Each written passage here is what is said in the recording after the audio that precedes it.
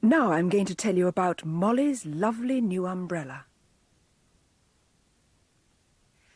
Molly had a beautiful new umbrella on her birthday.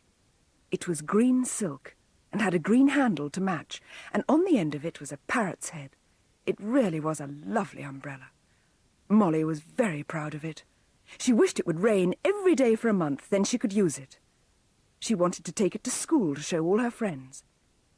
But the sun shone and shone and shone, and the weather was so hot and dry that it was silly even to think of taking an umbrella to school. Then one Saturday, Molly woke to see a stormy sky. The sun stayed behind the clouds, and the wind blew from the west. "It looks like rain today," said Molly's father at breakfast time. "Oh, I wish it was yesterday," said Molly. "Then I could have taken my umbrella to school." "Look, there's the rain, sure enough," said Daddy. "I am glad to see it. The garden has got so very dry and dusty, and all my plants are dying." Molly stood at the window and watched the rain pouring down. How she wished it was a school day, then she could have used her umbrella for the first time. "Mummy," she said, "may I go for a walk this morning?" "What, in the rain?" said her mother, astonished. "Oh, no, Molly, you'll get wet." "But, Mummy, I can take my new umbrella," said Molly. "And I'll put on my galoshes and my mackintosh too. Oh, do let me. I do so want to use my lovely new umbrella." "Well, you may go if you want to," said Mummy, smiling. "You can take a message for me to old Mrs. Brown the other side of the wood." "Oh, that will be a nice long walk," said Molly, pleased. "I can hold my new umbrella up all the way." She put on her galoshes, her mackintosh, and her hat. Then, stuffing her mother's note in her pocket, she fetched her new green umbrella. She put it up and proudly walked out into the rain. The umbrella was really beautiful. It kept every drop of rain off, and it looked very pretty indeed. Molly wished she could meet 100 people so that they might see her umbrella. But she didn't meet anyone at all. She was so sorry, because it seemed a pity that no one should see her lovely umbrella. She went right through the wood, and when she felt the raindrops pattering off the trees, she was delighted. Mrs. Brown wasn't at home, so Molly couldn't even show her the umbrella. It was most disappointing. She slipped the note into the letterbox and then turned to go back home. On her way through the wood, she thought it'd be rather a good idea to go where the trees were thicker, for then she would hear heaps of raindrops pattering on her umbrella. But she found that the trees sheltered her from the rain, and hardly any drops fell at all. The ground beneath was almost dry, so she turned to go back to the right path. And then she found that she had lost her way. She went this way and that, but she couldn't seem to find the path. She began to feel frightened. "Oh, what a horrid morning this is, after all," she said. "No one has seen my lovely umbrella, and now I've lost my way." Just as she said that, she heard a little voice somewhere nearby saying, "Look, that little girl has got a lovely umbrella. That would do nicely." Molly turned and saw 4 little fairies in green. They ran towards her, smiling. She was most astonished, for although she believed in fairies, she had never seen any. "Could you lend us your umbrella for a minute?" asked the first fairy. "Why?" asked Molly. "Haven't you got any?" "Oh, yes, plenty," said the fairies, "but we haven't got them with us.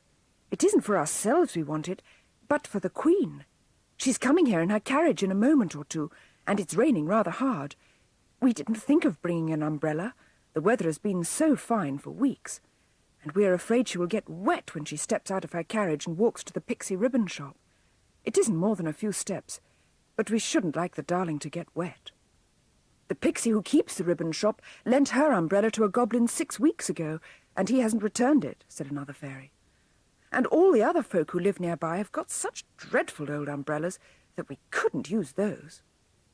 "Then suddenly we saw yours," said the first fairy, "and it looked so new and beautiful that we thought it would be just the thing for the Queen." "It is rather a nice one, isn't it?" said Molly, delighted. "Of course I'll lend it to you. But do you think I could just peep round a tree somewhere and see the Queen when she comes?" Certainly, said the fairies. So they took Molly to a big oak tree and told her to stand behind it. She saw a queer little elfin village in a clearing and stared at it in wonder. The pixie ribbon shop was quite nearby, and the pixie who lived there had put a piece of red carpet for the Queen to tread on. Soon there drove up a carriage made of silver and gold, and drawn by 3 snow-white rabbits. The Queen stepped out, and the fairies in green went to meet her. They put up Molly's lovely umbrella and held it over the Queen whilst she stepped from her carriage and walked to the shop. Molly was too excited and pleased for words. To think that her umbrella should be nice enough for that. How lovely! What would her mother say? She stood and waited for the Queen to come out again. After a few minutes, the lovely fairy walked out of the ribbon shop. Molly gazed at her in delight. She was very beautiful, and her long golden hair almost touched the ground. The little green umbrella was held carefully over her until she got into the carriage. "Thank you," said the Queen in a silvery voice. "What a beautiful umbrella! I do wish I had one like that." Then the carriage drove away. Molly nearly shouted with joy to think of what the Queen had said, but she kept very quiet, for she didn't want to frighten the little folk of the village. Soon the green fairies came hurrying up, carrying her umbrella. "Thank you very much," they said. "The Queen was delighted.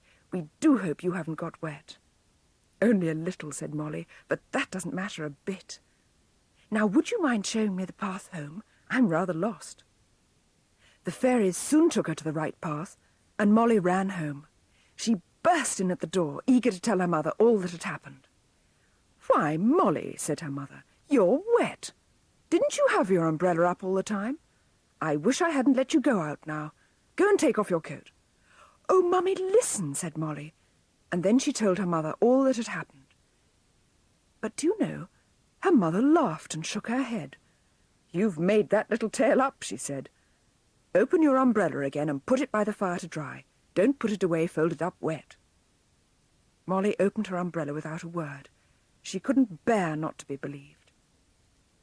Then, as she put her open umbrella down by the fire, she saw something that made her cry out in wonder, for neatly emblazoned on the green silk cover was a golden crown. "Look," she said, "that's what queens and kings have on their clothes and carriages and things, isn't it, Mummy? Well, the Queen's put a crown on my umbrella to show she liked it, I expect. Oh, Mummy, you'll believe me now, won't you?" And her mother couldn't very well do anything else, could she?